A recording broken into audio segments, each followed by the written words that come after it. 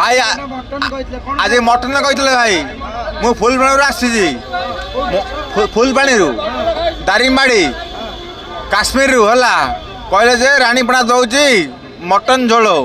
है पूरा खांटी मटन आलू झोल मिलला ना आज्ञा मटन ना छेली नटा को पड़े आज्ञा टिकट मिली गोटे हाँ 300 टका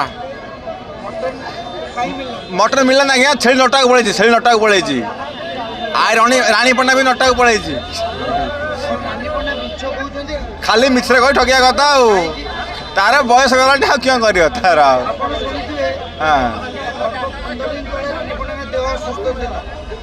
ए सुस्थ मेखा आज्ञा राणी बेकार खाली कहीदेला जाओ दे दे मटन खाई पलि आस कहीदेला आम दारिमाड़ी आईचु दारिमाड़ू आईचु किछि बेकार आज्ञा खाली ठकिया कथा ना ना आज्ञा बेकार कथा किछि ना आज्ञा दारिमाड़ ही आईचु दारिमाड़ू आईचु है दारिमाड़ू आज्ञा आस पलू आज्ञा बेकार आज्ञा मो परिचय मुझे विशाखापट्टनम आसी बर्तमान काली कुंभमेला जी मो ना चित्रसेन माझी एवं नेभी चाकरी करे रानी पंडा मुख्य अभिनय करे से एवं तार गंजाम घर एवं से चलचित्र नाटक आगे मुझे खाई कि यूट्यूब रे देखी जो कि से 10 क्विंटल मटन आज्ञा मटन मैंने ये रानी पंडा खाई मटन आगे खाई ना यात्रा रानी पंडा आगरी 2-3 यात्रा देखी भुवनेश्वर खंडगिरी खंडगिरी कौन रानी पंडा को खंडगिरी मना एवं सी भी नाट्यकार बहुत चलचित्र होता हिट मारी आज्ञा आज्ञा आम मान ठाकुर निकट में प्रार्थना से गोटे आग धाड़ी चलचित्र अभिनेत्री एवं यात्रा प्रेमी मान प्रेमी करे से निश्चित भाव ठाकुर सही सलामत ठीक कर दिंतु ताकि ये भाया प्रति वर्ष यात्रा देखती यात्रा प्रेमी आसती मनमुग्ध दारिमाड़ू ना मटन मटन मटन हो खाली किसी ना बेकार अरुण कुमार हाँ रानी पंडा यात्रा देखा हाँ देखा तो आसती मत भल लगे रानी पंडा बहुत मुझे यात्रा से देखा आस बहुत भल हार्ट ना से यात्रा देखा आस बहुत भल हार्ट हृदय नुहे कि हार्ट मैंने बुझीपारे बोधे आप मटन खाया इंपोर्टाट नुहे मटन खाया दौरान से इंपोर्टाट का भाग्य मटन न पहला से तो दुनिया कथा कह मोर गोटे पीस पहलानी सेटा मेटर नुहे हाँ ताने कौन 10,000 लोक तो मटन खाଇବା आसो ना आसोनी टिकेट करवाटा मेटर नुहे मटन बहुत लोग खाई समस्त आस इंटरव्यू दे पारे ना बहुत लोग खाई तो मु तो खाई ना मु खाइबा आसी ना मुझे खाइबा आसी नी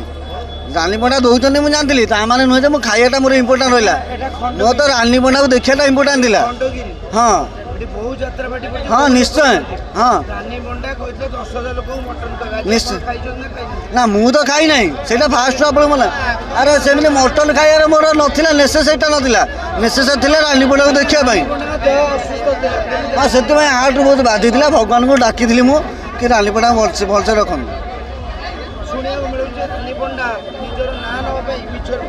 ना ना केबे नुहे जी ना नापी नुहे कि दान करे से ना नापी नुहे जब सी खाइया दौरान नामा नुहे से ठीक बाढ़ुंट से बाड़ी दौना ना जे खाइबे कह मोर मटन 2 पीस पड़ता गोटे पीस आलू था भाई एटा एम नुहे से दौरान तुम खाइब किसी भी पड़ पारे से बाड़ी दौना ना तुमको यहाँ है कथा लोक थिंकिंग हिसाब लोक रही हाँ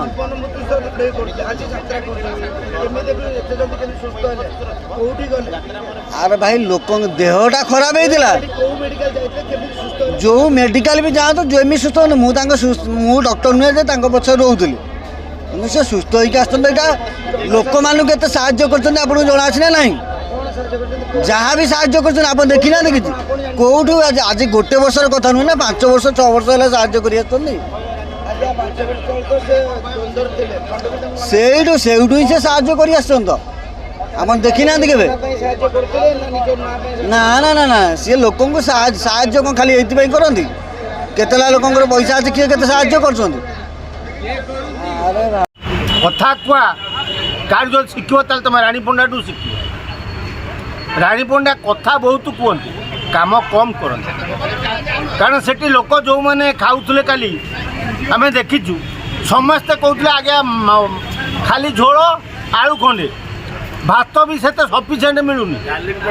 तेणु से जो मांस राणी पंडा को मांस खाइला कि भाई आज मटन कहते भाई मु फुलबाणी आसी फुलबाणी दारिंगबाड़ी काश्मीर है कहले जे राणीपणा दौची मटन झोल है पूरा खांटी मटन आलू झोल मिलला ना आज्ञा मटन ना छेली नटा पड़े आज्ञा टिकट मिली गोटे राणी पंडा जो कहते मु 10 क्विंटाल मास घी अर्ण देवी ना क्विंटाल मांस आणिक लोक भुआ बुलेइले प्रथम कथा हूँ महाकुंभ मेला से चली हजार हजार वर्षर मेला ये राणी पंडा को ता भर आमिष पुरिया को किए निर्देश देला।